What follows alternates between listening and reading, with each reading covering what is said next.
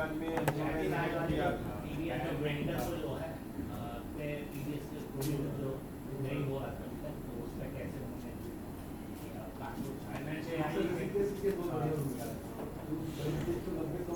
वाले होंगे, NHAI वाले।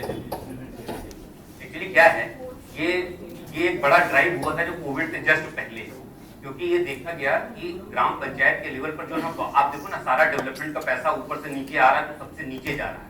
और सबसे नीचे का मतलब है सेंट्रल गवर्नमेंट से चलता है या स्टेट गवर्नमेंट से चलता है। सबसे नीचे की गवर्नमेंट जो अपनी लोकल गवर्नमेंट है, और गांव में जैसे ग्राम पंचायत लेवल, शहर में नगर पालिका, नगर पार्षद या नगर निगम वाला, तो गांव में जो ग्राम पंचायत के लेवल तक जाता था पैसा, तो वो जितना भी ग्राम प्रधान और ग्राम पंचायत विकास अधिकारी काम करा रहा था, उसमें कहीं भी वो TDS नहीं काटते थे। और उनका केवल एक ही फीस होता था कि हम उसके दायरे में नहीं आते, मतलब 194C के दायरे में नहीं आते, वो बहुत सारी फी लेकर के। तो हम लोगों ने एक ड्राइव चलाया कि कानपुर में सरने और लखनऊ में हम लोग जो थे, उसमें जो है पूरा मतलब जो है हम लोगों की हिरार्की थी, सब लोगों ने यहाँ पर पंचायती राज डिपार्टमेंट में जा करके उनके डायरेक्टर से मिल करके और सभी मतलब पंचायतों को जो है कम से कम 10 अलॉट करा दिए। एक साल के अंदर सबसे बड़ा अचीवमेंट ये था कि जिसके पास इतने सालों में 10 नहीं था, उसको 10 अलॉट करा दिया। देखिए, सबसे बड़ी बात तो TDS में ये है कि पहले आप 10 होना चाहिए। आप किसी की रिस्पॉन्सिबिलिटी कैसे फिक्स कर पाएंगे कि, या कैसे जो है, जैसे पैन ना हो किसी के पास, वो बहुत सारे ट्रांजेक्शन कर रहा हो, जब पैन ही नहीं होगा तो आप डिमांड लगा भी किस पर दोगे? ठीक है, आप कहोगे कि हम पैन अलॉट करा के डिमांड लगा देंगे, लेकिन वहां पर सिनेरियो थोड़ा सा दूसरा। तो सभी DDOs को कम से कम 10 अलॉट करा दिया सभी पंचायतों, और फिर उनके ऊपर जिम्मेदारी डाल दी गई कि भाई आप रिटर्न, अब अगर वो मान लिया रिटर्न नहीं फाइल करते हैं तो जितने भी पेनल सेक्शन है रिटर्न ना फाइल करने के, ठीक है ना, 272A करके जो पेनल्टी है वो लग सकती है, या जो है अगर TDS काट लिया, जमा नहीं कर रहे हैं तो उसके जो है इंटरेस्ट पेनल्टी और प्रोसिक्यूशन, ये सारी चीजें कर सकते। तो पहला उस समय का बड़ा काम ये था, ठीक है। अब कितना वो है कि कितना इधर काम हुआ है, और लेकिन ये सब सर्वे वगैरह में पता चलेगा, ठीक है, क्योंकि बड़े बड़े काम हो रहे हैं, गाँव में भी लगातार विकास चल रहा है। खैर, तो ठीक है, आप लोगों ने इसको पढ़ा। तो TDS में अगर आप लोगों ने सेक्शंस देख लिए हैं तो कई सारे सेक्शंस हैं, जैसे कि अगर देखेंगे मतलब बेसिक आइडिया है, या हम लोग कहां से शुरू करेंगे? क्योंकि देखिए, TDS के 2 सेशन कल हो गए, 2 आज हैं, ठीक है। हम लोगों को जो बात करनी है, बताना है, वो इसी TDS TCS पे करना है, ठीक है। तो अगर आप कहेंगे तो हम इस पर अपनी तरीके से बात कर सकते हैं, ठीक है, जनरल, है ना। जैसे हम मान के चलते हैं आपको सब आता है, लेकिन थोड़ी देर के लिए आप उसको सेट असाइड कर दीजिए, किनारे रख दीजिए, और आप हमारे साथ 2 घंटे जो है वो चलिए। सबसे पहली बात तो हम अपने हिसाब से आपको एक चीज बता रहे हैं कि जैसे देखिए, TDS में क्या चीज है, क्या बहुत बेसिक से शुरू करते हैं, क्योंकि बेसिक से फिर एकदम से हम लोग आगे बढ़ेंगे। देखिए, एक आपने टर्म सुना होगा, पेयर, ठीक है ना। एक आपने टर्म सुना होगा पेई, तो कहीं कहीं आपको ये लिखा मिलेगा पेयर और पेई, कहीं लिखा मिलेगा बायर और सेलर, ठीक है, ये भी लिखा मिलेगा, B फॉर बायर और S फॉर सेलर, और कहीं कहीं आपको लिखा मिलेगा डिडक्टर, और क्या होगा, डिडक्टर। तो पहले तो TDS वगैरह सब कुछ शुरू करने से पहले अपने एक्ट में ये चैप्टर है 17B, उसमें जो है TDS के सारे प्रोविजन दिए हुए। अब ये आपको TDS के सारे सेक्शन में बेसिकली है क्या, अगर आप समझो कि हमको उसको देखना कैसे, हमारा नजरिया कैसा हो एज ए असेसिंग ऑफिसर, कि हम कम समय में ज्यादा उसको कैसे समझ लें, तो वो ये देखिए ऐसे है, ये कुछ भी लिखा हो, हमारा मेन रोल है यहाँ पर डिडक्टर और डिडक्टिव से। लेकिन बात आती है कि ये भी तो इंपॉर्टेंट है, क्योंकि सेक्शन में लिखे हैं पेयर, बायर, डिडक्टर, तो डिडक्टर का रोल कब आ जाता है, ये चीज हमें समझनी है। इसमें क्या है कि देखिए, क्या होता है कि डिडक्टर वहां उसका रोल शुरू होगा जब TDS की लायबिलिटी बनेगी या TCS की लायबिलिटी बनेगी। TDS डिडक्शन पर होता है और TCS कलेक्शन पर होता है, ठीक है। तो अब बात आई कि लायबिलिटी बनेगी कब, क्या मिस्टर ए अगर मिस्टर बी को कोई भी पेमेंट दे रहे हैं, ठीक है ना, कोई भी पेमेंट कर रहे हैं, तो क्या TDS होगा, TDS होगा नहीं। अब सब्जेक्ट टू TDS को थोड़ा सा अब हम अपनी मतलब AO की भाषा में बात करेंगे। अब हम लोग उससे हमारी AO की भाषा ये, आप ये कहना चाह रहे हो कि सारे पेमेंट पे TDS नहीं होगा, तो इसका मतलब ये होगा कि कुछ स्पेसिफाइड नेचर ऑफ पेमेंट है जिस पर TDS होगा, तो यहाँ पर एक वर्ड आएगा स्पेसिफाइड नेचर ऑफ पेमेंट, ये हमारे लिए इंपॉर्टेंट होगा, स्पेसिफाइड नेचर ऑफ पेमेंट। अब बात आई ये सब क्या है, कहाँ है, ठीक है, अभी बात करते हैं। तो यानी कि सब पर टीडीएस नहीं होगा, केवल स्पेसिफाइड नेचर ऑफ पेमेंट पर टीडीएस होगा।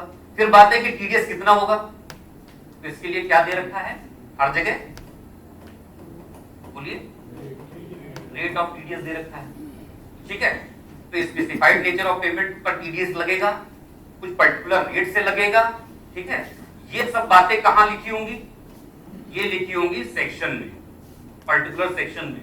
जैसे सैलरी है तो सैलरी का टीडीएस 192 में होता है, तो वहां पर लिखा होगा, ठीक है। इसी तरीके से आपका इंटरेस्ट ऑन सिक्योरिटीज है, ठीक है, कि सिक्योरिटी आपने ले तो उस पर आपको कोई इंटरेस्ट मिल रहा है, उस पर भी टीडीएस होगा, वो 193 में लिखा है। कि यानी कि ये जो आप पढ़ रहे हैं, देखिए सैलरी पर, इंटरेस्ट ऑन सिक्योरिटीज पर, या फिर payment of accumulated balance due to an employ पर, या डिविडेंड का कोई पेमेंट हो रहा हो तो उस पर टीडीएस होगा, या interest other than interest on securities इस पर पेमेंट होगा, या विनिंग फ्रॉम लॉटरी और क्रॉसवर्ड पजल इससे कुछ अमाउंट मिल रहा है तो उस पर टीडीएस होगा। तो ये हम पढ़ रहे हैं, ये सारे के सारे हो गए आपके स्पेसिफाइड नेचर ऑफ पेमेंट। और वहां जो लिखा होता है सैलरी में लिखा है कि एवरेज रेट ऑफ टैक्स से टीडीएस होगा, ठीक है। इंटरेस्ट ऑन सिक्योरिटीज पर या इंटरेस्ट पे लिखा है कि 10% के रेट से टीडीएस होगा, कॉन्ट्रैक्ट पर लिखा है कि 1% या 2% के रेट से टीडीएस होगा 194C में। इसी तरीके से 194 आईए जो प्रॉपर्टी खरीदते उस पर जो है टीडीएस होगा, ठीक है। तो ये जो 1%, 5%, 10%, 20% ये सारे रेट ऑफ टीडीएस है, तो ये आपको स्पेशल सेक्शन में मिलेंगे। अब बात आई कि सारे पेमेंट पे जो है ना टीडीएस नहीं होगा। जैसे ये एग्जांपल था, मिस्टर ए ने मिस्टर बी को पेमेंट किया तो क्या टीडीएस होगा, तो हम देखेंगे क्या स्पेसिफाइड नेचर ऑफ पेमेंट है, मतलब क्या इस तरीके से किसी उसमें फॉल हो रहा है, अगर हो रहा है तभी टीडीएस होगा, नहीं तो टीडीएस नहीं होगा, ठीक है ना। अब अगर टीडीएस नहीं होगा तो क्या होगा, ये इसको क्या कहेंगे, ए को पेयर कहेंगे, और जिसको पैसा मिल रहा है उसको क्या कहेंगे, बी कहेंगे। ये हमारे लिए बेकार की चीजें हो गई। अब मिस्टर ए ने अगर मिस्टर बी से कोई सामान खरीदा है तो ये बायर कह देंगे, और इसको क्या कह देंगे, इसको क्या कह देंगे, सेलर कह देंगे। यहां पर जब तक टीडीएस की लायबिलिटी नहीं, लेकिन जैसे ही टीडीएस की लायबिलिटी आ गई, यानी कि स्पेसिफाइड नेचर ऑफ पेमेंट हुआ, यानी कि मिस्टर ए ने मिस्टर बी को जो है वो डिविडेंड का पेमेंट किया है, थोड़ी देर के लिए मान लीजिए, या इंटरेस्ट का पेमेंट किया है, तो स्पेसिफाइड नेचर ऑफ पेमेंट आ गया। अब ये हमारा पेयर या जो बायर जिसको आप कह रहे हो, वो हमारा डिडक्टर का रोल अदा करेगा जब टीडीएस की लायबिलिटी बनेगी। अदरवाइज वो डिडक्टर नहीं होगा, वो केवल पेयर और बायर इस टाइप का रहेगा। लेकिन जैसे ही उसकी लायबिलिटी बन गई, मतलब इसने इसको इंटरेस्ट का पेमेंट किया, तो इसके ऊपर लायबिलिटी है कि 194A में इंटरेस्ट काटे, ठीक है ना। तो जैसे ही ए के ऊपर लायबिलिटी बन जाएगी, तो अब ए को हम क्या नाम दे देंगे, क्या नाम दे देंगे, डिडक्टर, और इसको क्या कह देंगे, डिडक्टिव। तो इसका मतलब ये हुआ, अगर आप उसमें समझें कि हर पेयर जो है वो डिडक्टर नहीं होता है, ठीक है, हर पेयर डिडक्टर नहीं होता, लेकिन हर डिडक्टर जो है पेयर, ठीक है। ऐसे ही हर डिडक्टिव हमारा जो है वो पेई होगा, लेकिन हर पेई डिडक्टिव नहीं। तो ये मतलब जो है ना, ये सेक्शन में इस तरीके से। तो हम लोगों को क्या देखना है कि कौन डिडक्टर है, हर सेक्शन में देखिए क्या लिखा क्या है। अगर आप उसको करेंगे तो बहुत आसान है, कोई रॉकेट साइंस इसमें नहीं है, बहुत इजी है, ठीक है। तो क्या बताया सेक्शन में कि who will be the deductor, deductor कौन होगा। आगे बताया who will be the deductive. उसके बाद बताया कि स्पेसिफाइड नेचर ऑफ पेमेंट क्या होगा। उसके बाद लिखा है किस रेट से टीडीएस होगा। एक चीज उन्होंने, एक या दो चीज उन्होंने और भी लिखी है, वो क्या है सेक्शन में, ये पूरा आपको वो बता रहे हैं। एक उन्होंने थ्रेशोल्ड लिमिट भी दी है, ठीक है, कि इस अमाउंट से ऊपर होगा तभी टीडीएस होगा।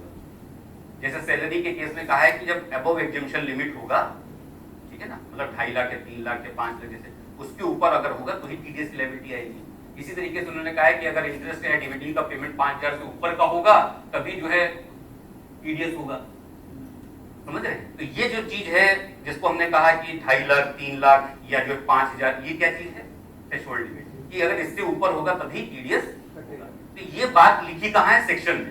तो सेक्शन में क्या क्या है हम उसके बारे में बात कर रहे हैं, ठीक है। अगर सेक्शन पढ़ते चले जाएंगे तो ठीक, क्योंकि है वही सारी चीजें। और एक और क्या चीज है सेक्शन में, सेक्शन में एक चीज और है, वो है कुछ एग्जेम्पशन। थ्रेशोल्ड लिमिट हो गई, हाँ, कुछ लोगों को एग्जम्प्ट कर रखा है कि इनका टीडीएस। तो आप देखोगे तो टीडीएस के सारे सेक्शंस में अच्छा, तो सारे सेक्शंस में आप देखोगे तो उसकी जो पूरे किसी भी सेक्शंस को आप इसमें केवल बांट दीजिए, ठीक है ना, कि डिडक्टर कौन है नंबर 1, दूसरे नंबर पर डिडक्टी कौन है, ठीक है, तीसरे नंबर पर क्या है, स्पेसिफाइड नेचर ऑफ पेमेंट क्या है, रेट ऑफ टीडीएस क्या है, थ्रेशोल्ड लिमिट क्या है, और कौन कौन से एग्रीमेंट है। अगर आपको ये 6 चीजें मालूम है तो सेक्शन में आप जो है एक ईओ के तौर पे हम बात कर रहे हैं वो कंप्लीट है, ठीक। तो पूरे सेक्शंस का यही है। और टीडीएस बहुत इंपॉर्टेंट है, क्यों? टीडीएस में कौन कौन क्वेश्चन है समझ? अच्छा, आपका है और भी कोई है? अच्छा, रहे हैं कभी टीडीएस पे जैसे पहले भी? अच्छा, आप रहे हैं, क्योंकि टीडीएस का हम देखते बिल्कुल अलग सेटअप है, बिल्कुल अलग काम, और इतना इंपॉर्टेंट है जिसको दूर से कभी समझ में नहीं आता है। लेकिन आप समझो कि आज की डेट में सबसे ज्यादा रेवेन्यू अगर कहीं से आ रहा है तो टीडीएस से आ रहा है। वाइडनिंग और डीपनिंग अगर सबसे ज्यादा कहीं से हुआ है तो कहां से हुआ है? टीडीएस से। क्यों? क्योंकि आप समझिए, जब मुझे याद है 2011 से लेके 14 तक में अगर हम बात करें तो डिपार्टमेंट का पूरा फोकस था वाइडनिंग और डीपनिंग टैक्स बेस कैसे हो। उन्होंने नाम बदल करके सीआईबी का आईएनसीआई कर दिया था। आपको पता है पहले आईएनसीआई नाम नहीं हुआ करता, सीआईबी नाम होता, सीबीआई से थोड़ा आई का इधर उधर था, ठीक है। क्यों कर दिया था उन्होंने? क्यों? इसीलिए कर दिया था क्योंकि पूरा का पूरा उनका ये हो गया था कि वाइडनिंग और डीपनिंग ऑफ टैक्स बेस कैसे हो, ये आप समझिए। तो उन्होंने क्या, intelligence and criminal investigation. Intelligence का मतलब है कि आप सूचनाएं सब इकट्ठा करोगे, आपका एक काम ये होगा, और दूसरा होगा क्रिमिनल इन्वेस्टिगेशन, आप उसको इन्वेस्टिगेट करोगे। तो ये 2 काम आईएनसीआई यूनिट को दिए गए थे जब आईएनसीआई यूनिट बनी थी, मतलब उसका नाम चेंज हो गया था, वरना पहले सीआईबी था तो उसका रोल उतना नहीं था। तो आप समझिए क्यों किया गया था। फिर वो आरटीओ से और ये सारे डीलर से और सब रजिस्ट्रार से और न जाने अलग अलग लोगों से जो है ना वो इंफॉर्मेशन मंगाते थे, फिर उसको क्या करते थे कि जो है अपना थोड़ा एनालाइज करते थे, वेरीफाई करते थे, फिर असेसमेंट को भेजते थे, तब स्कूटी में केस सेलेक्ट होते थे कि भाई ठीक है, ये पर्सन के पास पैन नहीं है, इतना खर्चा किया, इतना डिपॉजिट किया, ये गाड़ी खरीदी, ये सब खरीदा है, तो इसका जो है स्कूटनी होकर के इसके ऊपर टैक्स लगाया गया, भले पैन ना हो, पैन अलॉट करा के करते थे। तो ये सारा का सारा 2011 से 14 के बीच की बात है, जब सीआईबी का नाम चेंज होकर के आईएनसीआई हुआ। फिर उसके बाद वहां पर पर्पस ये था कि वाइडनिंग और डीपनिंग ऑफ टैक्स बेस हो। पहली बात तो ज्यादा से ज्यादा जितने वो ट्रांजेक्शन मिल जाते थे सबको देखा जाता था, पैन नहीं होता था तो पैन अलॉट करके और उनका असेसमेंट कर दिया जाता था। ये जो है वो पैन अलॉट करवा लेते थे, भले एससीसी नहीं मिल रहा हो, और उसके ऊपर असेसमेंट तक की डिमांड थी। ये चीज फिर धीरे धीरे कंसेप्ट जब आया 2014 के बाद 2017 से भी देखेंगे तो 17 में जो है आपका 16 के बाद बहुत ड्रास्टिक चेंज हुआ डिमोनेटाइजेशन की बात में, ठीक है। तो डिमोनेटाइजेशन हुआ, उसके पहले उन्होंने पीडीआई डिस्क्लोजर स्कीम लाए थे, ये सारी चीजें 17 के बाद से चेंज करके उन्होंने क्या किया, वाइडनिंग और डीपनिंग के लिए टीडीएस पर पूरी तरीके से आ गए। इतने ज्यादा सेक्शंस उन्होंने इंसर्ट कर दिए जितना शायद मुझे नहीं लगता है कि और जगह इतना कहीं किसी चैप्टर में किया होगा इनकम टैक्स एक्ट में। और पिछले साल तक या अभी भी जो है वो करते चले जा रहे हैं, ठीक है ना। इस फाइनेंस एक्ट को अभी हमने गौर से नहीं देखा इसलिए क्योंकि उसमें 2 ही 3 चीजें जो ज्यादा बर्निंग थी उसी पर एक बार आपसे चर्चा हुई थी, और आप देखिए वो चर्चा कितना फ्रूटफुल रही कि वो अमेंडमेंट हो गया। जो प्रॉपर्टी वाला हम लोग बात कर रहे थे कि कैपिटल की वो जो प्रॉपर्टी कोई बेचेगा तो वो अब क्या कहते हैं इंडेक्सेशन हटा दिया गया, तो वो देखिए अमेंडमेंट प्रपोज हो गया है। वो हम लोग एक बार डिस्कस किए थे, अगर आपको याद हो, लंच के बाद में 2 मिनट के लिए, तो वो बड़ा अजीब सा लग रहा है कैसे संभव है, लेकिन अब उन्होंने वही कर दिया कि 23 जुलाई शॉर्ट टर्म के लिए क्या है, जो प्रोस्पेक्टिव जो ट्रांजैक्शन होगी इसको तो नहीं किया है। तो अगर प्रोस्पेक्टिव वही कर देते तो लाने का मतलब क्या था? कहने का मतलब ये है, हम लोग बात ये किए थे ना कि भाई अगर किसी को आप मौका दोगे, अपनी कंट्री के लोगों पर हम टैक्स लगाने जा रहे हैं तो हम मौका देंगे ना कि या तो भाई 2 तरीके थे कि 23 जुलाई के बाद आप जो प्रॉपर्टी खरीदेंगे उस पर आपको इंडेक्सेशन का बेनिफिट नहीं मिलेगा, या तो ये कर सकते थे, या ये कर सकते कि जो है अगर एग्जाम्पल के तौर पे कि 2026 के बाद आप जो है ना जो प्रॉपर्टी बेचोगे उस पर इंडेक्सेशन का बेनिफिट नहीं मिल सकता। इससे आदमी क्या होता, जिसको बेचना होता वो 2026 तक अपनी बेच बाच के अपना इंडेक्सेशन का लाभ लेके निकल लेते। हम लोग एक टेक्निक मतलब ऐसी नॉर्मल बात किए थे आपस में, और वही देखिए कि वो सब पूरी उसके बाद वो हर जगह चर्चा का विषय बना और उसके बाद वहां पर अभी अमेंडमेंट ये ला दिया कि 23 जुलाई के पहले की जो प्रॉपर्टी है अगर आप उसको बेचते हो तो या तो इंडेक्सेशन लेकर के जो 20% जैसा है वो करो या आप 12.5% के हिसाब से करो। उन्होंने दोनों ऑप्शन ओपन कर दिए, मतलब अपना भी वापस नहीं किया और पुराना वाला भी बहुत सारी चीजें हैं, ठीक है। खैर, तो ये सारा का सारा जो है रोल आया। अब बहुत सारे जो है उसमें आए, तो आप लोगों ने कल सारे देखे होंगे सेक्शन, है ना। तो एक सरसरी निगाह पर वैसे, क्योंकि देखिए हर सेक्शन में हम आपको बताएं बहुत डेप्थ है, भूमिका तो यही है 6 चीजें, लेकिन हर सेक्शन में बहुत डेप्थ है।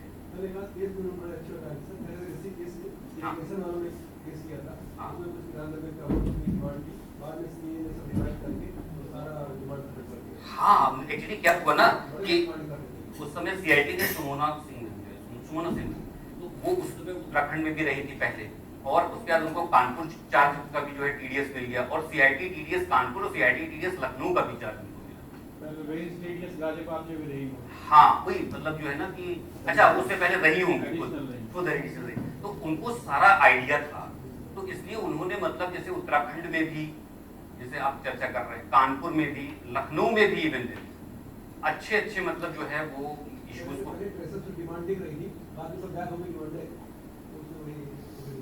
असल में क्या है ना वो लूप होल है। इसमें क्या है सेक्शन में डेट को पहले भी पढ़ लेते हैं, सभी को बताया कि 201 वाला जो प्रोसीजर है वो असेसमेंट ओपन करके और उसकी स्क्रूटनी करते हैं ना, हम 201 में शायद करते हैं प्रीवियस तो उसका किसी ने नहीं बताया, तो अगर आप थोड़ा सा क्या प्रोसीजर है, कैसे अप्रूवल लेनी है और कितनी टाइमिंग नहीं, ये देखिए अब इसमें बात कर लेते हैं, ठीक। आपका दूसरा इनका कहना है वो तो खैर देखिए दो चीजें हैं, अगर इसमें जो है ये जो सेक्शंस हैं जहां पर ये इसका कोई वायलेशन हुआ है तो आप समझ लीजिए कि एसएससी क्या हो जाएगा, डिफॉल्टर उसको डीम कर लिया जाएगा अंडर सेक्शन 201। मतलब टीडीएस के जो ऑर्डर होते हैं वो किस सेक्शन में होते हैं, 201 में होते हैं, 201 में, ठीक है। और जो है इंटरेस्ट किस पे लगता है, 201 कैपिटल ए, ठीक है, इंटरेस्ट, और पेनल्टी 271 कैपिटल सी, ठीक है। और अगर 271 एच भी एक है जिसमें है कि टीडीएस रिटर्न फाइल नहीं किया तो उस पर भी जो है, ठीक है। जैसे जो डिमांड खड़ी होती है वो तो सीपीसीपीएस खड़ी कर देता है, नहीं, हाँ ठीक है, देखिए समझिएगा ये इशू ये इशू पर बात करना चाहते हैं हम लोग, ठीक है। जो चीजें हम लोग उसको भी देख लेंगे, इश्यूज पर भी बात कर लेते हैं। एक चीज और फिर अच्छा दिखाया, हाँ आप बोलिए हम सुन रहे हैं, ठीक है, आप बोलिए। मैं तो यही कहना था कि अपना एक 201 का अपना एक प्रोसीजर है अलग से, नोटिस देने से लेके प्रोसीडिंग खत्म करने तक का, तो वो जिसने काम नहीं किया है सर उसको थोड़ी सी उसके बारे में जानकारी कम रहती है। नहीं, देखिए उस पर कोई ऐसी जानकारी का नहीं, कोई ऐसा है ही नहीं, आप एज इट इज सब कुछ है। देखिए आप क्या करते हैं कि आप किसी एसएससी को पहले एक नोटिस देते हैं सीएमपी जो टीडीएस में है, ये जो है show cause notice for default under, है ना, अंडर सेक्शन 201 करके आप एक शो कॉज नोटिस पहले आप उसको दे दीजिए। किस ग्राउंड पे देंगे सर, कहीं से इंफॉर्मेशन कुछ होगी हमें? अरे भाई सिंपल, कोई इंफॉर्मेशन नहीं, आप देखो ये चीज एमआईएस रिपोर्ट से देखिए एक मिनट, आप एमआईएस रिपोर्ट है, सर्वे है, मान लीजिए आप सर्वे करते हो टीडीएस में, सर्वे पे आप गए किसी बिल्डर के पास में, आपने देखा कि जो है वहां पर जो है उसका क्या कहते हैं कि जो है उसने पूरी बिल्डिंग बना डाली, यानी कि बहुत सारा पेमेंट कर दिया और टीडीएस एक भी पैसा नहीं है, तो आपका माइंड वैसे भी वो होगा कि आप सर्वे करने गए हो कि ठीक है आपने किसको किसको पेमेंट किया, सबको लाओ आप जरा, तो फिर वो सबको देगा ना कि ये आर्किटेक्ट था, आर्किटेक्ट को इतना पेमेंट हुआ,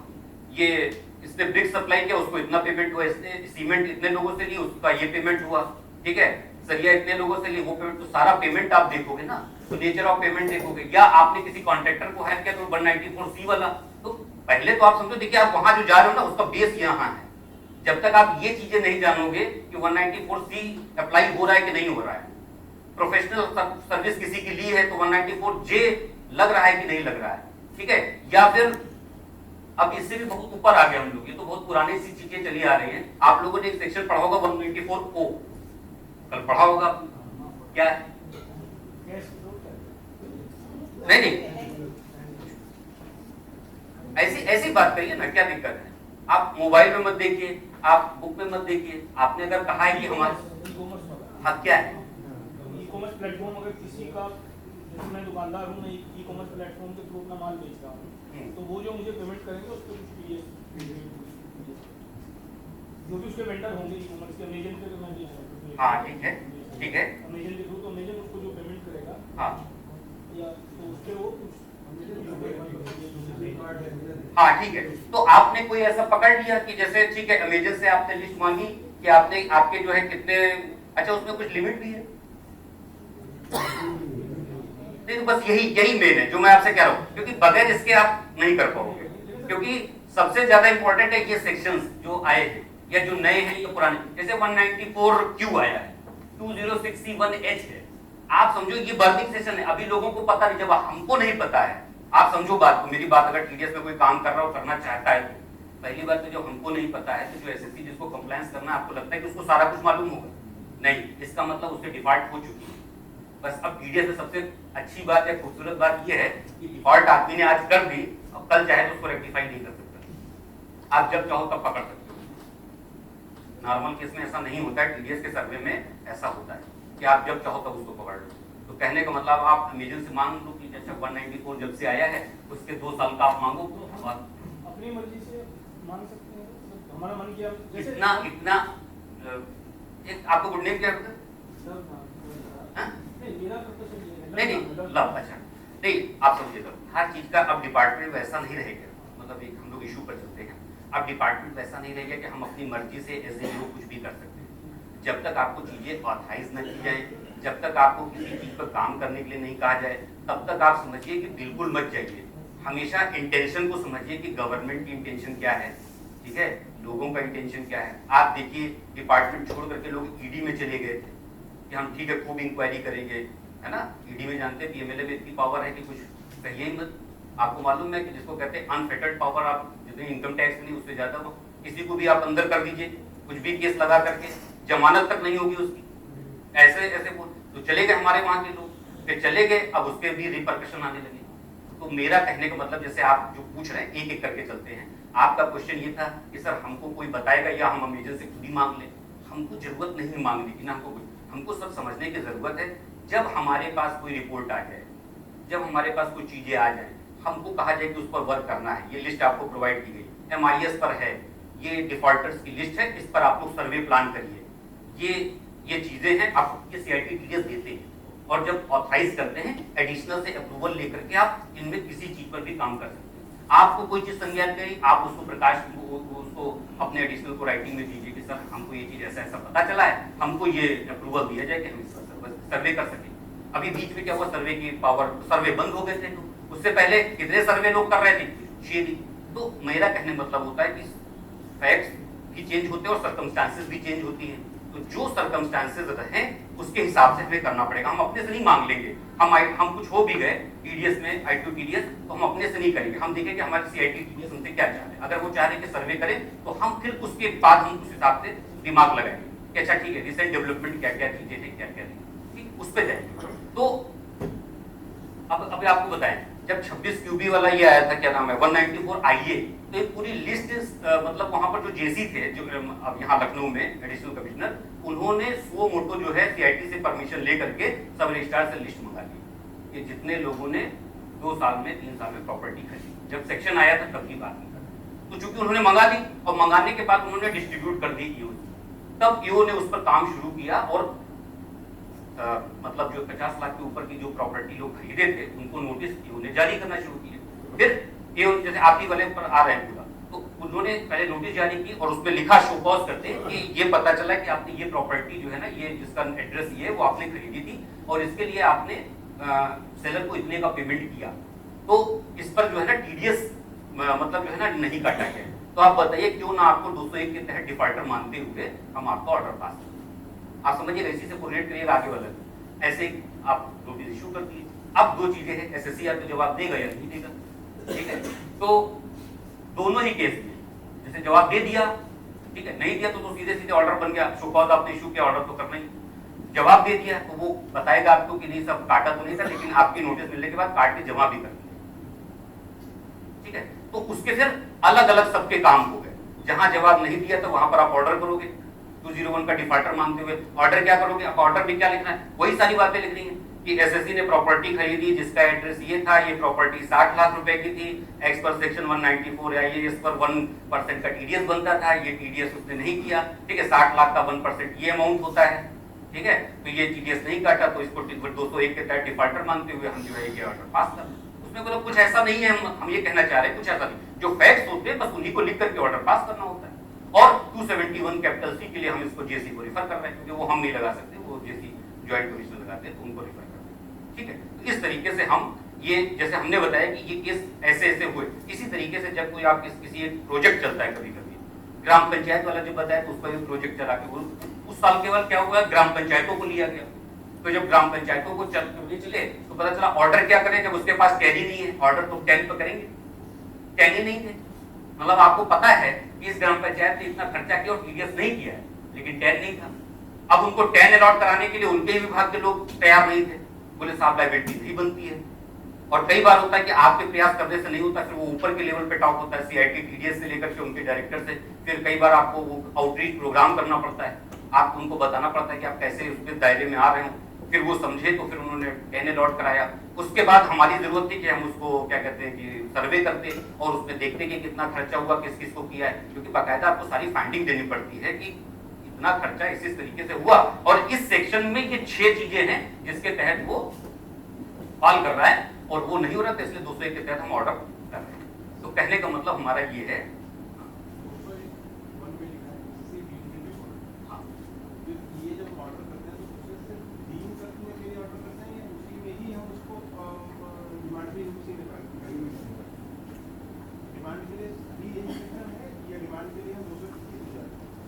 नहीं, 221 आप देखिए डिमांड का है,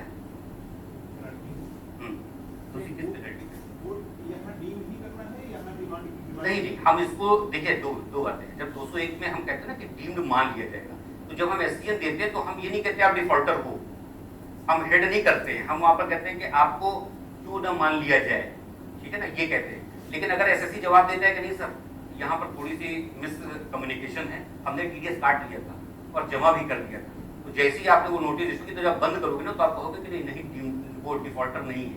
लेकिन अगर वो नहीं किया होता है तब आप उसको फिर जब ऑर्डर बनाओगे तो आप उसमें लिखोगे कि इन view of provision section 201 which says that, जो कि लिखा है, हम एसएससी को जो है ना डिफॉल्टर मान रहे हैं, ठीक है ना, मान रहे हैं, हेल्ड कर रहे हैं कि is defaulter for the amount of rupees इतना for the TDS which was to be deducted under section so and so, ऐसे करके आप पूरा वो बनाते हैं, ठीक है ना। तो वहां पर आप ऑर्डर उसी सेक्शन में करेंगे। इससे एक चीज और याद रही, अभी क्या हो रहा था, हम लोग कई बार देखते हैं एओ में कि अच्छा देखो एसएससी का कोई सीआईटी अपील से ऑर्डर मतलब पास हो, मतलब जैसे होता है ना कि आप कैप्टन एविडेंस कर देते हैं पेनल्टी और सोचते हैं कि कोई ऑर्डर सीआईटी का पास हो गया कि नहीं हो गया। तो कई बार आप ध्यान दीजिएगा, हमारा ये सिंपल कहना है कि केवल 147 का ऑर्डर नहीं, 143 का नहीं, 201 के भी ऑर्डर होते हैं। तो हो सकता है एक ही एसएससी असेसमेंट ईयर में जो है ना 2-3 ऑर्डर हुए हों, 201 का भी हुआ हो और 147 का भी हुआ या 33 का हुआ हो। तो कई बार जिसका हम इंतजार करते हैं ना कि 33 के ऑर्डर के अगेंस्ट अपील करी गई होगी, हो सकता है कि वो 33 के अगेंस्ट अपील ही ना करता हो, वो अपील उसने करी हो 201 के अगेंस्ट में और आप यहाँ कैप्टन एविडेंस के करे बैठे हो उसको। तो ये चीज मेरे दिमाग में आई जब हम गए और हमें ये मिला, एक केस में ऐसे मिला कि जिसमें हमने कैप्टन एविडेंस कर रखा था और वो बाद में पता चला वो तो 201 के अगेंस्ट भी गया था। हम लोग खाली देखते हैं अच्छा फॉर्म 35 फाइल है, एवाई भी सही है, एसएससी का नाम भी सही है, कैप्टन एविडेंस कर दो, नहीं करना है। हाँ कितने पीछे तक जा सकते हैं, जैसे इसमें लिमिट है, जैसे मेरा पर्पस आपने मेरा पूरा क्वेश्चन, मेरा पर्पस ये है कि जैसे 148 या 143 का असेसमेंट होता है, उसमें साइकिल रन होता है, इंसिडेंट होने सब कुछ होती है, हमारे पास समय सीमा है 5 7 6 7 3 7 जो भी है, कितने पीछे तक जा सकते हैं। एक मिनट सुनिएगा, आप लोग सुनिएगा, सभी लोग आप लोग हैं, आपका क्वेश्चन का आंसर दीजिए। हाँ 148 एबी का प्रोसेस हम करके फिर 148 लेके फिर असेसमेंट करते हैं, तो हमारा इसमें थोड़ा कंफ्यूजन है कि समय सीमा क्या है, कितना पीछे तक जा सकते हैं। और जैसे केवल मतलब मान लीजिए कि कमिश्नर साहब नहीं कुछ करते वो आराम से करते हैं, तो कोई केस कुछ होके नहीं आते कि इन पे जैसे इनसाइट पे हमें 148 एबी के लिए कुछ होके आते हैं कि ये 100 केस आपके हैं में ये ट्रांजैक्शन नहीं ठीक है, पहले तो उससे डिफरेंस हो जाइए। आप जब टीडीएस में काम करते कभी नहीं किए ना? नहीं, मैंने इंटरनेशनल में किया है, वहाँ का मुझे पता है, लेकिन 15 सीए कुछ होके आते थे, 15 सीए हम उन पे इंक्वायरी करते थे, जो उसमें कमी कैसी रहती थी उसका 201 में ऑर्डर होता था, वहाँ का तो मुझे पता नहीं, मुझे टाइम लिमिट पे थोड़ा सा नहीं, इसमें कोई ऐसा टाइम लिमिट का नहीं लिखा नहीं हुआ। किसी को कोई मालूम है कि टीडीएस का कोई केस 201 करने के लिए कोई टाइम लिमिट लिखी है एक्ट में? एक मिनट, बट कोर्ट्स ने कहा है कि नॉट मोर देन 4 या 6 इयर्स तक कुछ नहीं आ सकता, कोई ऐसा है सर टीडीएस में ठीक ठीक है, अगर कोर्ट ने ऐसा कहा है तो वो ऑर्डर उसको देखिएगा। वैसे जहां तक है एक्ट में ऐसा कुछ नहीं लिखा हुआ है, और इसीलिए समझिए बात को, आप लोग अभी इस चीज को बहुत ध्यान दीजिएगा कि अगर कोर्ट ऐसा कह देगा तो वो, हालांकि वो जजमेंट बताइए, आप नीचे कर लीजिए प्लीज, ठीक है ना। मैं एक बार, मतलब बड़ा अजीब सा लगता है, आप लोग अफिसर होके अगर टोकना पड़े तो अपने ही साथियों को बड़ा अजीब सा लगता है। खैर, क्योंकि एक इंटरेक्ट भी कर रहे हो आप, तो हम आपकी तरफ देखना भी मजबूरी हो रही है, ठीक है। चलिए, तो हम ये बात कर रहे थे। अच्छा, एक मेरा क्वेश्चन है, एक मिनट, मेरा एक क्वेश्चन है, अगर मान लीजिए किसी भी आदमी का जो सैलरीड था उसका टीडीएस उसके डीडीओ ने काटा, ठीक है, और टीडीएस उसने जमा नहीं किया, 26 एस में दिख नहीं रहा, उस आदमी ने ध्यान नहीं दिया, आज की डेट में सीपी ग्राम कर दिया आपका, ठीक है, सीपी ग्राम आपके पास पेंडिंग है, कैसे आप उसका निवारण करोगे? अगर मान लीजिए आज से 10 साल पहले का केस है, आप डीडीओ को लेटर इशू करोगे ना, क्या करोगे आप बताइए? आप प्रैक्टिकल करते क्या हो? इसमें सबसे बड़ा तो सीपी ग्राम की निवारण है।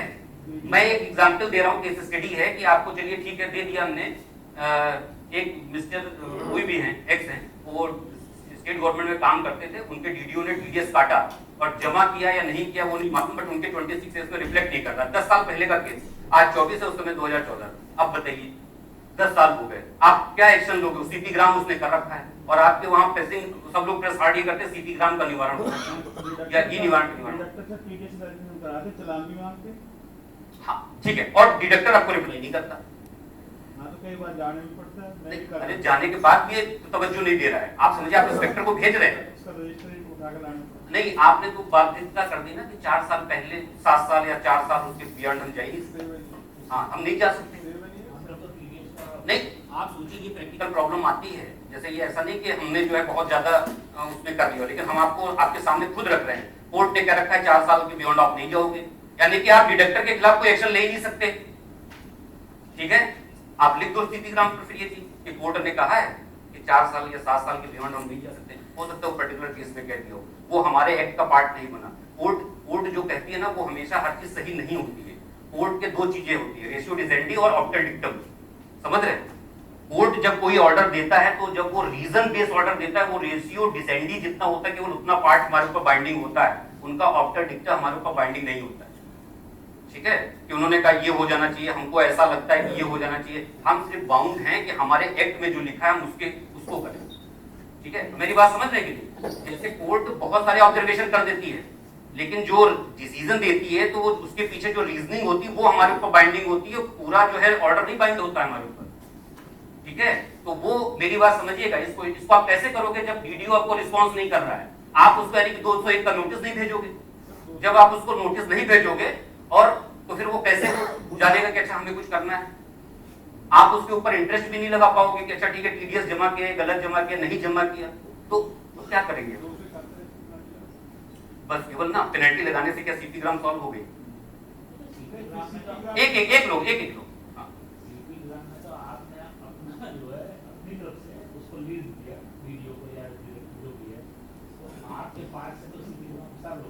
नहीं, अरे फिर वही चीज ये भी एक बड़ी बात है।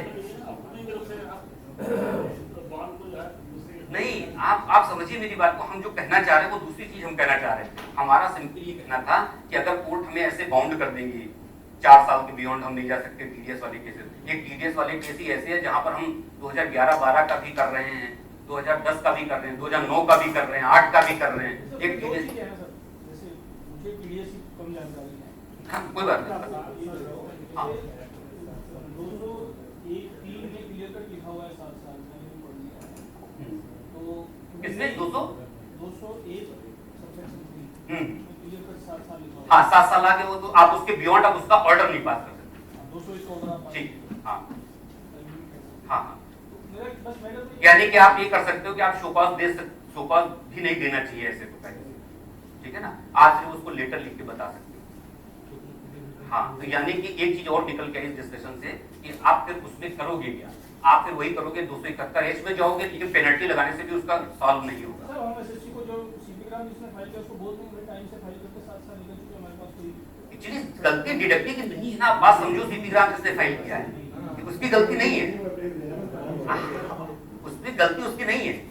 अरे भाई आपका टीडीएस कट गया, ईडीओ आपका रिटर्न फाइल नहीं करता या आपका पैन गलत कर देता है और उसको रेक्टिफाई नहीं करता। ऐसे तो सहारा के हजारों केस हैं। एक हाँ सहारा के हजारों केस हैं सर जिसमें रिफंड नहीं मिले हैं। सहारा लोगों को वो दे देता, फॉर्म 16 दे देता था, टीडीएस जमा नहीं करता था। अब हम उनको रिफंड कहाँ दे रहे हैं? लेकिन सुनिए तो सहारा फिर वही है, 201 का ऑर्डर सहारा पर हुआ है। 201 के ऑर्डर पे बहुत बड़ी बड़ी डिमांडें निकली हैं और उसके बाद उन्होंने 201 का ऑर्डर से बचने के लिए बहुत सारे लोगों को रिटर्न रिवाइज करके क्रेडिट दिया है। 26 का रिफ्लेक्ट आ रहा है जिससे उनको उनका रिफंड मिला है, आप समझिए। और इस बात के लिए सहारा के ऊपर कुछ डीसीज ने जो है ना बड़े अच्छे ऑर्डर किए, क्योंकि ऑर्डर आईटीओ एसीडीसी कर सकते हैं, तो उन्होंने जो है टीडीएस में बड़े अच्छे ऑर्डर किए और सहारा पर बहुत बड़ी मतलब डिमांड खड़ी हुई है। इवन देन ये टैक्स की भी 201 की भी और 201 की भी है बहुत बड़ी। आप समझो वो तो 201 में जो डिमांड खड़ी होगी 1C भी हुआ है उसमें, उसके बराबर वो कर रखा है, वो केस लड़ रहा है लेकिन उसको कहीं से रिबेट नहीं मिलती। तो कहने का मतलब ये है कि वो जो प्रोविजंस है जब आप उसके तहत करते चलोगे तो आप बस अपना काम करते चलिए, जो हमारे पास रेमेडी उपलब्ध है हमारा। हाँ उसके लिए 7 साल नहीं है, जहाँ से काटा है जमा नहीं करा वो सवाल नहीं करता। पूरा पढ़ दीजिए एक बार। अच्छा ये एक्ट नया है, ये देख लीजिएगा एक बार, कुछ और तो लीजिए। हाँ तो लीजिए, इसमें से एक लोग पढ़िए, आइए एक बार जरा इसमें से वो पढ़ दीजिए, पूरी लैंग्वेज सब लोग समझ लें कि 7 साल की बाध्यता जैसे आप बता रहे हो, ठीक है। काटा ही नहीं है उसके लिए है, जिससे काट के जमा नहीं करा वो सवाल नहीं करता। हाँ तो देखिए, फिर वो देखिए एक मिनट, जो अभी आप लोगों ने लिमिट की बात पूछी थी, इधर देखिए 2 चीजें निकल के आई, एक बार इसको पढ़ लीजिए। जैसे जो 4 साल और 7 साल वाली बात निकल के आई, तो इसमें मेरा ये कहना है कि एक बार इसको पढ़ लीजिए। हो सकता है कि 4 और 7 साल किसी पर्टिकुलर चीज के लिए कहा गया हो, जैसा कि आपने बताया, ठीक है, यानी कि जिसने टीडीएस काटा ही नहीं होगा उसके लिए कोई भी उसके लिए बाध्यता है, लेकिन जिसने टीडीएस काट लिया और जमा नहीं किया हो तो चाहे कितना भी पुराना केस हो हम उसको 201 में ला सकते हैं, ठीक है। तो ये सारी भी चीजें पढ़ ली please. No order shall be made under subsection 1 naming a person to be an SEC record for failure to deduct the whole or any part of the tax from a person resident in India. Failure to deduct the whole at any time after the expiry of 7 years from the end of the financial year when payment is made or credit is given, or in bracket में और add किया इसमें नहीं शामिल, or 2 years from the end of the financial year in which the correction statement is delivered under the proviso of section 3 of later। यानी अगर उसने return को रिवाइज भी कर दिया है कभी भी, तो फिर उससे 2 साल भी होता 2011 का है मान लीजिए, अभी उसने रिवाइज किया तो फिर खुल गया चैनल। हाँ तो इसका मतलब अब हम बात करना चाह रहे थे जो 4 साल 7 साल उसको थोड़ा किनारे रखते हैं, क्योंकि अभी हमारे पास ये है कि मान लीजिए टीडीओ से आपने कहा, उसने रिवाइज कर दिया, रिवाइज करने के बाद में भी एक चैनल आपके पास रहेगा कि भले ही पुराना केस है तो भी हम उसको कर सकते हैं, ठीक है, उसमें बाध्यता नहीं है। हाँ और हम लोग कुछ बात कर रहे थे, सीआईटी साहब बैठे रहे आराम से, साहब बैठे रहे तो हमारे पास कोई काम नहीं आएगा, मतलब हम भी बैठे रहे आराम से, नहीं नहीं आएगा। इतना निराश होने की जरूरत नहीं है। नहीं मैं ऐसे पूछ रहा हूँ कि वर्क लिस्ट में फाओ में कुछ होते हैं, बेस जाओ में कुछ होते हैं, यहाँ कुछ ऐसे कुछ नहीं होता। देखिए यहाँ पर ऐसा क्या है, हम आपको सही बताएं, आपके पास MIS में जो है ना डिफॉल्टर्स की लिस्ट आती है, जिनके ऊपर टीडीएस की बहुत डिमांड है उनकी लिस्ट आती है, जिन्होंने टीडीएस पिछले साल से कम किया उनकी लिस्ट आती है, सब लिस्ट आपके पास सुनते। हाँ ट्रेसेस होता है और 10 डेज होता है, 10 डेज नहीं होता है, ठीक है 10 डेज। तो कहने का मतलब ये है कि देखिए जब तक आपको कोई चीज करने के लिए नहीं कही जाए, अच्छा ये बताइए आप परमिशन तो लेंगे ना। आज फाओ में एक चीज के लिए जो है ना जिसकी एक मिनट सुनिए, फाओ में आज क्या हो रहा है कि आपके पास केस आ गया, आप 142 एक बार भेज दिए जेसी के अप्रूवल लेके, फिर उसी में एक पॉइंट जोड़ने के लिए आप दोबारा फिर अप्रूवल लेके भेज रहे हो और आप टीडीएस में कह रहे हो कि साहब हमको एडिशनल से पूछने की या बात करने की। मेरा बस एक सजेशन है कि आप कुछ भी करिए, एक बार अप्रूवल ले लीजिए, एक बार रिटर्न फाइल भेज दीजिए, सर इस केस में हमको बड़ा संज्ञान में है। और दूसरी बात उनको भी क्या है, वो तो काम टीडीएस में करना ही है, वो जरूर अप्रूवल देंगे। कई बार तो होता है जेसी की भी अप्रूवल मिल जाए, हमको सीआईटी टीडीएस तक जाना ही नहीं है, हमको वो जाने नहीं, आप उनको प्रकाश दिलाओ, वो खुद कहेंगे कि सर्वे करो। और सर्वे के 20-20 केस तो मेरे ख्याल में पहले थे, जब टीडीएस में सर्वे का उन्होंने दे रखा था पावर। बीच में कोविड के कारण उन्होंने सर्वे बंद कर दिया था, मेरे ख्याल में 2022-23 तक बंद रहा, लेकिन 23 में शायद फिर से शुरू हो गया था। मुझे ऐसा समझ आया कि टीडीएस में लोगों ने सर्वे किए और पेनल्टी लगाई है। तो कहने का मतलब है कि जहां पर आपको टीडीएस का डिफॉल्ट दिखाई दे रहा है, आप एक बार जेसी से अप्रूवल लेकर के या बात करके, अप्रूवल का मतलब होता है एक बार बात करके संज्ञान भी कर लीजिए और उन पे अप्रूवल ले लीजिए। इवन आप सर्वे भी करने जा रहे हो तो आप अप्रूवल लेके ही जाएंगे, ठीक है ना? वही कह रहे हैं अप्रूवल ले। अब आजकल उसमें तो सीसी साहब का भी अप्रूवल होने लगा, उसमें ये भी पहले तो लोग केवल एडिशनल का अप्रूवल लेके चले जाते थे, तो उसको भी उन्होंने कर्म कर दिया। तो आप मंशा समझिए, कहने का मतलब ये कि उन्होंने कहा कि चाहे हम कोई भी काम करेंगे, अब वो थोड़ा सा जेसी को भी इन्वॉल्व करते हुए उनका अप्रूवल लेते हुए करना होगा। तो ये लाजमी उसमें आप बात करें कि ऐसा नहीं मना करते। हमने आपको बताया एडिशनल साहब खुद ही लिस्ट मंगा करके सर्कुलेट किए कि आप इस पे काम करिए। नहीं सर्वे नहीं, वो 194 आईए वाला जो हमने आपको बताया कि सब रजिस्ट्रार से लिस्ट मंगा करके उन्होंने खुद डिस्ट्रीब्यूट करी। नहीं फिर वो डिस्ट्रीब्यूट कर देते कि इतना से इतने तक आप कर लो, इतने से इतने तक आप कर लो, अल्फाबेट वाला दे दिया उन्होंने, जैसे ठीक है। 194 आईए में, एक मिनट, 194 आईए का वायलेशन की वजह से 201 में आ जाए। आप उसको जो है ना पैन है वो भेज दीजिए। एक मिनट देखिए, समझ देखिए आपस में बात करते 2 मिनट, देखिए 1 घंटे हमसे बात कर लीजिए, फिर पूरा दिन आप बात करिए। हमको तो लग रहा हम काफी समय बाद है इसीलिए। देखिए क्या है, 26 क्यूबी पे इन्होंने बड़ी बात कही कि जब प्रॉपर्टी खरीद बेच वाले पर जो है ना 194 आईए के तहत 50 लाख से अगर ऊपर है तो 1% टीडीएस लगता है, ठीक है। अब उन्होंने कहा कि सर ये तो पैन बेस होता है, बायर का भी पैन होता है, सेलर का भी पैन होता है, तो वहां पर एक्चुअली क्या है ना, कुछ केसेस में उन्होंने जो है ना टैन लेने से मना किया है।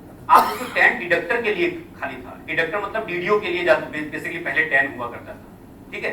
लेकिन जब ये प्रॉपर्टी वाला आया तो ये आम जनमानस से मतलब यानी कि कॉमन मैन से जो है ये लिंक हो गया मामला, तो उन्होंने साफ साफ लिखा है कि इसमें आपको टैन अलॉट कराने की जरूरत नहीं है, आप पैन से ही जो है 26 क्यूबी फाइल करो। तो आप सोचो जब फाइल हो रहा है पैन पर, ठीक है, जब जो टैन पे होता था वो पैन पे होने लगा काम, तो जो पैन पर फाइल हो रहा है आपको डिमांड चढ़वानी है। मैंने किया उसको, हमने उसको कंसर्न एओ को भेजा, मतलब हम टीडीएस में हो थे और टीडीएस हमने उसको भेजा कि भाई आप इसको जो है ना, हमने इसका ऑर्डर 201 में किया है for the violation of provisions of section 194 आईए, ये टीडीएस बना, ये डिमांड निकली है और मैटर रेफर किया 271 सी में। आप इस डिमांड को एसएससी के पैन पे चढ़ाओ।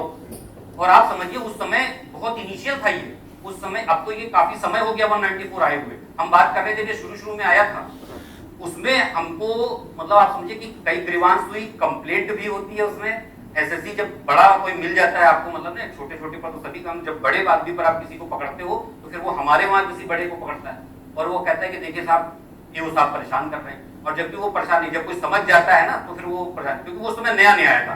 फिर ये हुआ कि बोले कि हम साहब जमा करना चाहते हैं, आप बताइए हमारी डिमांड कहाँ दिख रही है जो हम जमा करते हैं। एसएससी ने लीगल वो वैलिड क्वेश्चन किया, ठीक है, तो फिर बुलाया गया, फिर वो पूछा गया, तो हमने कहा ठीक है इसको करा देते हैं। वो चंडीगढ़ में उसका पैन पड़ा हुआ था, आप समझो हम तो यहाँ पर होंगे, चंडीगढ़ में पैन, हमने उसको यूं से बात करी, हमने कहा इस डिमांड को आप इसके पैन पे चढ़ाओ। और सुनिए फिर उसके बाद उसने क्या हुआ, उसने लिख के भेजा कि हम चढ़ा नहीं पा रहे, ऐसा कोई मॉड्यूल नहीं कि हम चढ़ा पाए इसको, ये आप देखिए। हमने कहा हम कैसे देख सकते हैं, आपको उसको किसी भी तरीके से चढ़ाना होगा, डीआईटी सिस्टम से बात करके चढ़ाना होगा। और फिर डीआईटी सिस्टम से बात करके चढ़वाया, 6 महीने का टाइम लगा, और चढ़ने के बाद में उन्होंने पैन जमा किया। वो एक डायरेक्टर साहब थे एक विभाग में, उनका जमा हुआ और उसके बाद उन्होंने जो है वो जमा करके तब उनको जो है रिलीव है, पेनल्टी छोड़ दिया होगा ज्वाइंट कमिश्नर ने, लेकिन वो उनको जमा करा। और हमने कहा ना उसको हमने कैसे पैन पे चढ़वाया, बताइए। अब आज की डेट में कोई नई चीज दे दी हो कि आप चढ़ा सकते हो, वो बात अलग है, लेकिन हमने कहा अगर कोई डिमांड आप नहीं चढ़ा पा रहे तो जो जुडिशनल एओ होगा वो कोई भी डिमांड को चढ़ा सकते हैं। हाँ, ऑर्डर पास तो ट्रेसेस पर होता है। हम लोग जैसे क्या होता है कि कोई भी, क्योंकि एक चीज देखिए अब क्या है, जब से वो आ गया 10 नंबर, तो आप जानते हो बिना कोई नोटिस उसके दिन के आप दे नहीं सकते हो, तो सब नोटिस भी आपको उसको देनी पड़ेगी, और जो ऑर्डर आप करते हो उस पर चढ़ा।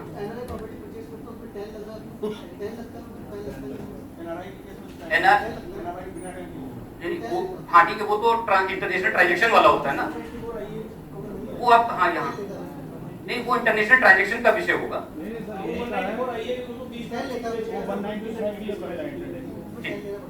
तो सर जो ट्रेसिंग है उसमें भी टिन नंबर जनरेट हो जाता है, ट्रेसिंग पे टिन नंबर जनरेट हो जाता है। हाँ, अरे वो बिल्कुल वही फैसिलिटी रहती, कॉमन फंक्शन था उस समय। अब तो खैर उन्होंने पूरा मेरे ख्याल में ला दिया होगा, हम जहाँ पे समझते हैं कि 3-4 बहुत डेवलपमेंट हुआ होगा। हाँ नहीं, वैसे भी कॉमन फंक्शन से करके उसमें भी कुछ ऐसा था कि हम लोग उस समय जब आज से 4 साल पहले कर लेते थे दिन जनरेट, ठीक है ना, आप समझ रहे हैं। अरे इस पर भी बड़ी 201 का नोटिस देने के बाद जो हमें असेसमेंट कंप्लीट करना है, जैसे नोडल मास उसमें कितना समय आप उसमें देखिए क्या लिखा है कि उसको कितने समय, मेरे ख्याल में कुछ टाइम है, उस पीरियड नहीं, उस टाइम पीरियड में करना होता है। कैसे नहीं, अगर सेक्शन में लिखा है तो आप उसमें कर लीजिए, अदरवाइज जहां तक हमको लगता है कि हम लोग तो 3-4 महीने में खत्म ही कर देते थे, कभी फाइनेंशियल एंड नहीं किया। वो अलग बात है, कौन कैसे कर रहा है, क्या कहते हैं सर, अभी भी करना है, मान लीजिए तो 5 साल तक ओपन एंडेड छोड़ेगा, फिर टाइम भी कुछ नहीं है तो 201 का नोटिस देके अमेरिका नाम तो नहीं, वो तो कई लोग, एक मिनट, वो तो कई लोग जो है ऐसे भी होते जो ये देने के बाद ऑर्डर भी नहीं किए। आप समझो कि अगर इसका ट्रेसेस पे निकाल लिया जाए तो संजय जी तो रहे हैं टीडीएस में, आप समझे भी निकालने कई लोग इतने वो कम, हाँ कंपाउंडिंग का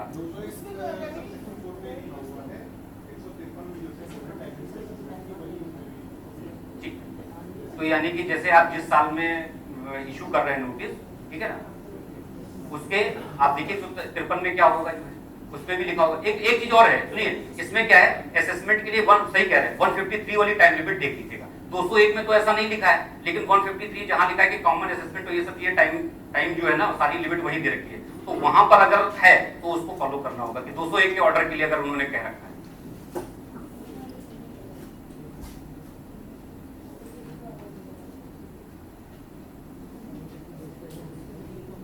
हाँ, आप कुछ कह रहे हैं। हाँ, अच्छा, कंपाउंडिंग वाला इशू डिस्कस कर लिया गया, ये संजय जी बताएंगे। संजय जी कंपाउंडिंग वाला इशू बताइए। अच्छा, कोई बात नहीं, पढ़ने का नहीं, कंपाउंडिंग ऐसा जैसे कि यहाँ नहीं दिया है। देखिए इसमें क्या है, समझिए सब लोग, इसमें क्या है कि अगर कोई टीडीएस, देखिए 2 चीजें, एक तो टीडीएस डिडक्ट करना है, लेकिन अगर टीडीएस डिडक्ट ही नहीं किया तो प्रोसिक्यूशन का केस नहीं। अगर टीडीएस डिडक्ट करके और जमा नहीं किया, ये टाइम से जमा नहीं किया, टाइम से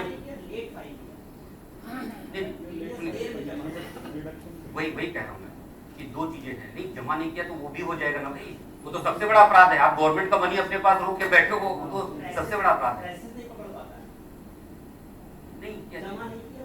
नहीं, वही तो कह रहे हैं, इसीलिए तो सर्वे और जो इंक्वायरी उनका रोल है, इसीलिए सारा कुछ मशीन पर अभी भी डिपेंड नहीं। ट्रेसेस बहुत अच्छा है, रोबस्ट है, लेकिन एओ का जो है ना रोल कम नहीं हुआ है टीडीएस एओ का। आप समझिए जो हम कहना चाह रहे थे, हम ये कहना चाह रहे थे कि टीडीएस अगर नहीं डिडक्ट किया है, करना था नहीं किया, ठीक है, आप डिफॉल्टर मान के ऑर्डर कर दो, पेनल्टी लगा दो, इंटरेस्ट ले लो, सब ठीक है, लेकिन आप क्या नहीं कर पाओगे, आप प्रोसिक्यूशन नहीं कर पाओगे।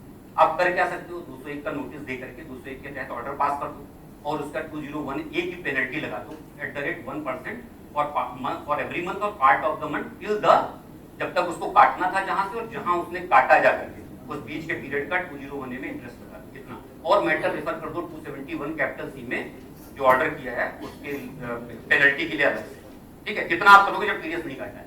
लेकिन जहां टीडीएस काट लिया है, ठीक है, और जमा नहीं किया है या देरी से जमा किया है, बात समझिएगा जो हम कह रहे हैं।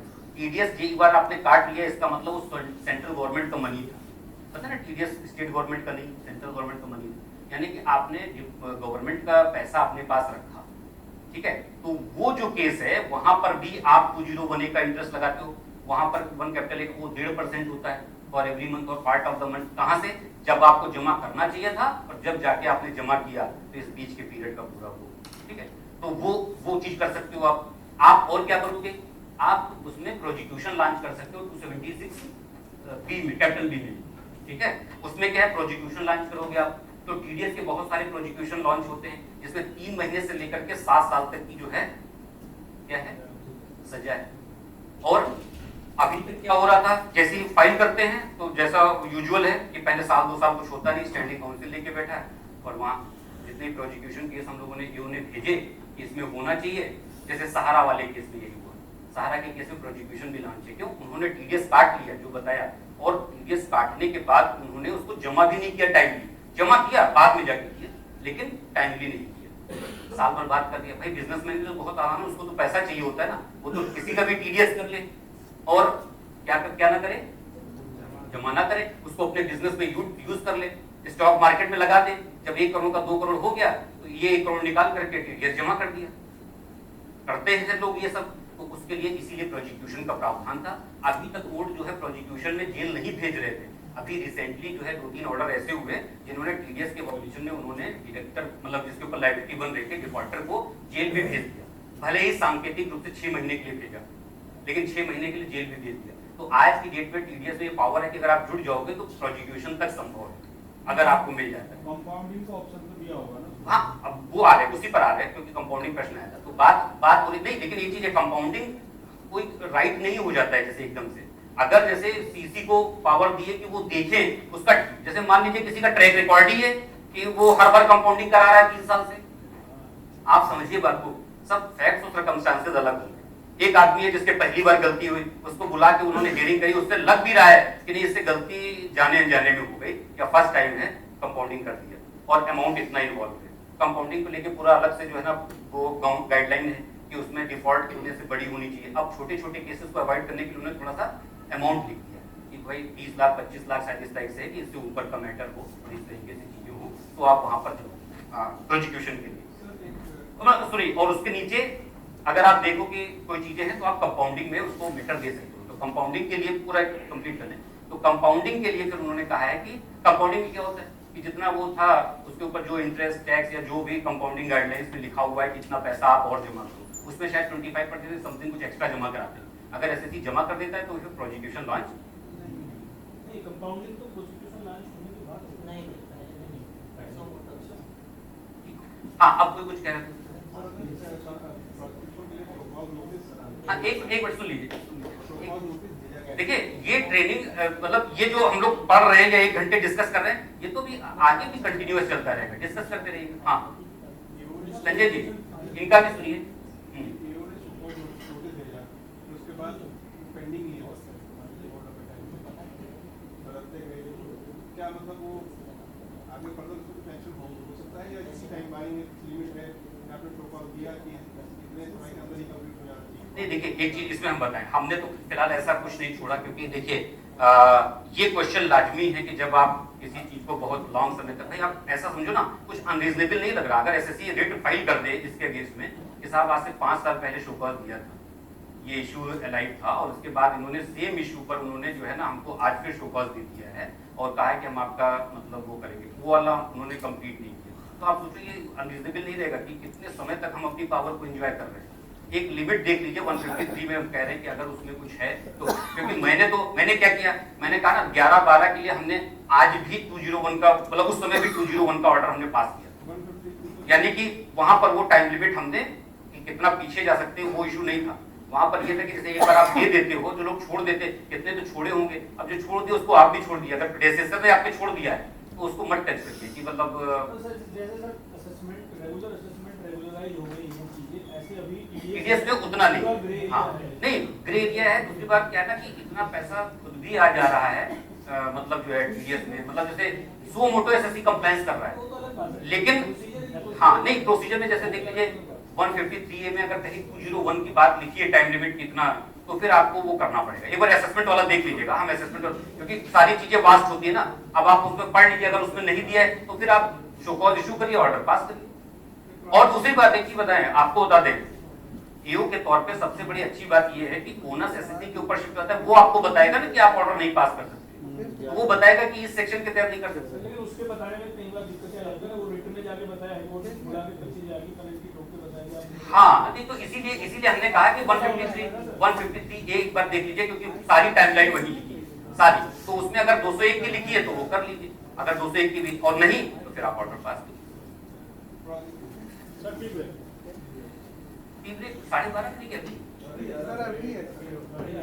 तो यही लगवा दीजिए, क्योंकि हम लोग क्या पढ़ाई, अब यही तो इससे बढ़िया डिस्कशन भी हो जाएगा। अभी 12:30 तक क्लास है, फिर बचेगा नहीं, तो तब तो कुछ और चीजें हम लोग डिस्कस कर लें। देखिए एक क्या हुआ था, टीडीएस में पहले पूरा आप वो आइए, कोई दिक्कत नहीं, बाकी लोग जो जानना चाहे वो भी चले जाए, कोई हमारा कहने का मतलब है कि अगर आप रहेंगे तो डिस्कस कर लेंगे, तो आधे घंटे बचेगा, ठीक है ना। ये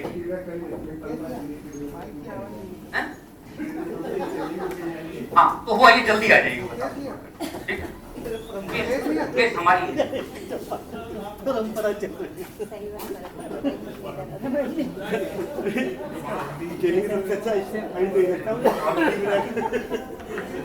आ जा रहे हैं।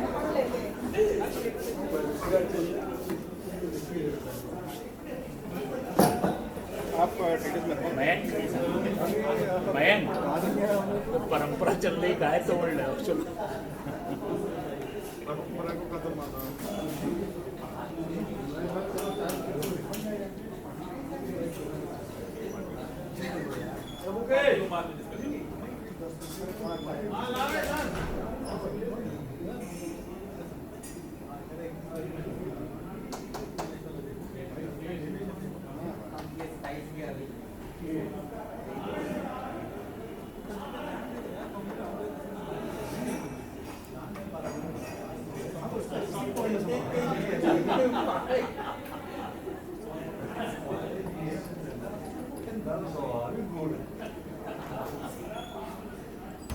That shows your moral there. How low can you go for the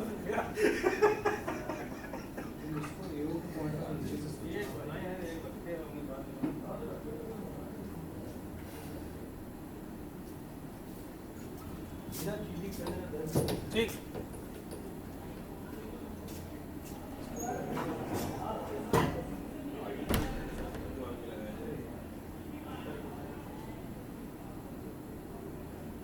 process क्यों हो रहे भाई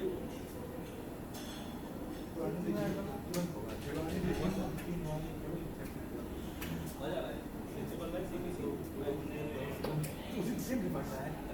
इसको करनी होती है सीबीसी में नहीं होता अदर प्रोसेस अदर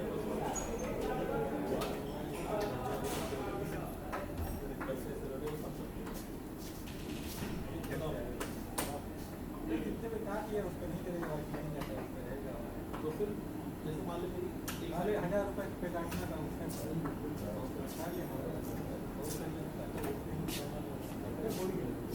जमा नहीं कराया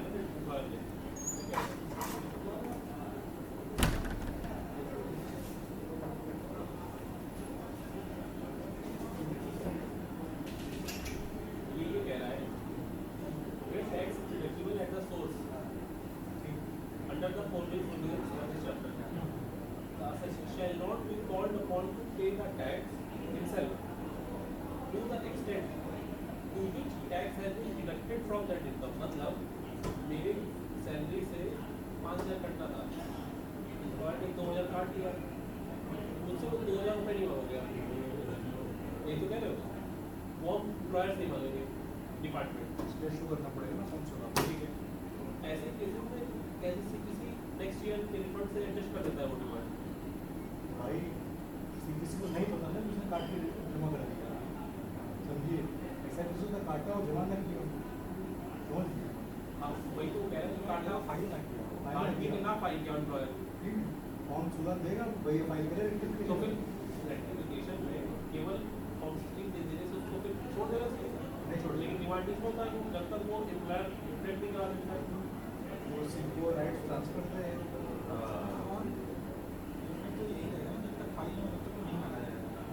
तो आप एम्प्लॉय से मांगिए आप तो एम्प्लॉय का फंड से ले लेते हो सीपीसी को नहीं पता कि तुम्हारा कटा हुआ है।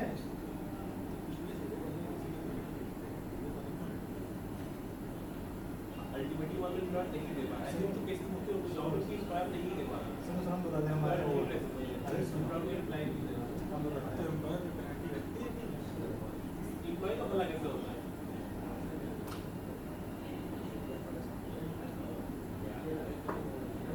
अरे एक साथ में 25,000 तक की लिमिट है कि उससे एफिडेविट लिख कर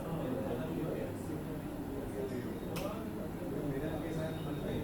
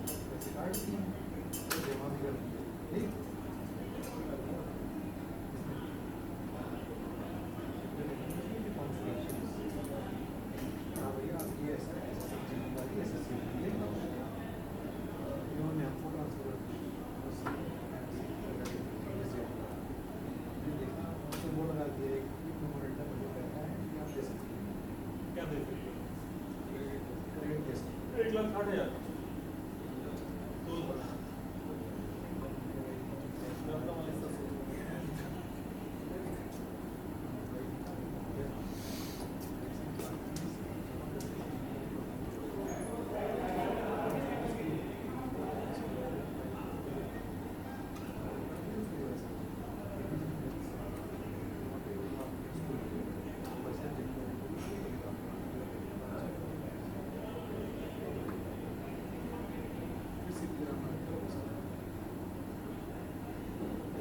क्या होगा क्या ग्रेड क्या है भाई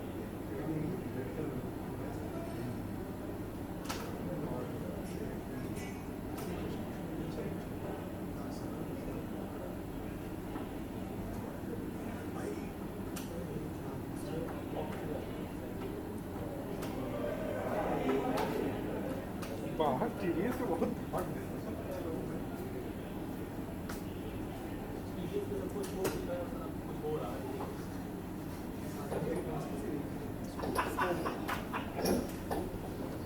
एटलीस्ट मेरे जो मेरे मन में जो मेरे मुंह पे है आपकी तरह नहीं कि मैं अपने पे खड़े पड़े हो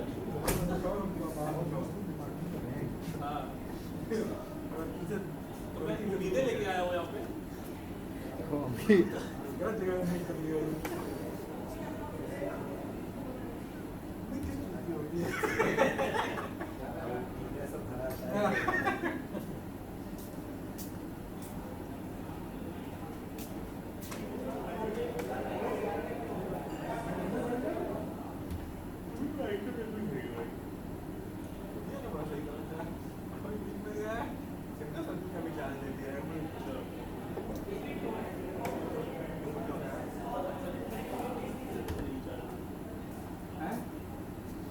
बरेली सर से पिछले साल तो काफी गई तो वो बैग में पूरी होगी वाली चल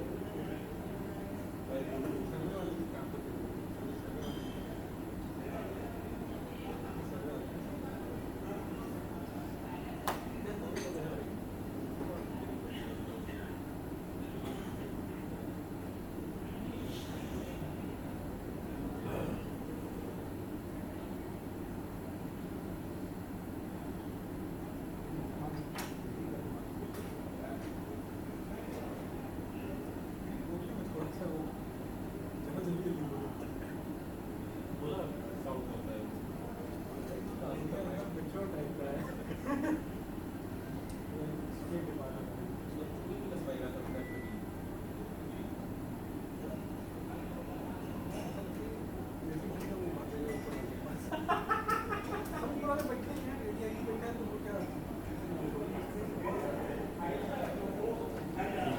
इतना ज्यादा डिस्कशन होता है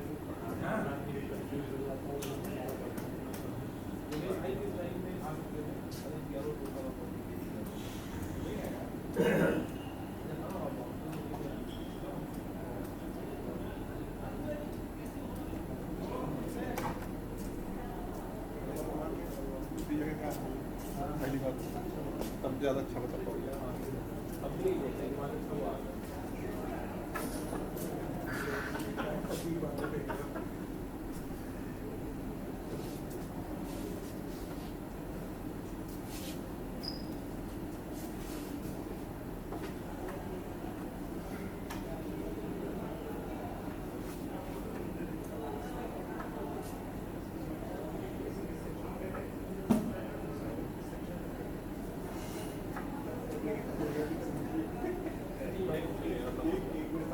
वाइडन करिए डीपन करिए हम लोगों को बजट सिलेक्शन था तो ठीक हो जाता है हमें जितना टारगेट मिलता है उससे 50% आपके तक कितने चाहिए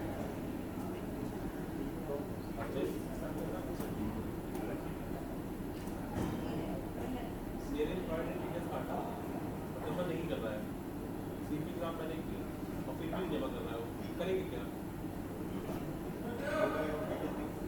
हाँ टीडीएस में क्या करेगा टेक्निकल अप्लाई को दे रहा हूँ भाई उसने कहा कि हमने तमाम सुलह काट के कह दिया है हाँ तो वो डिफाइसर हो गया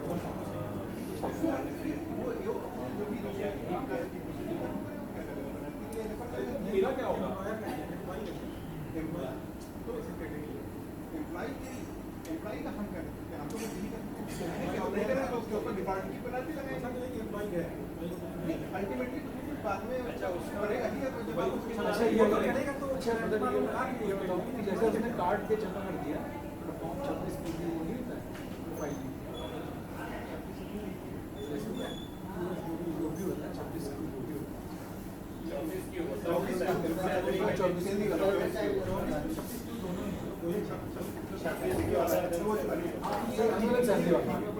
वो फॉर्म फाइलिंग हो गया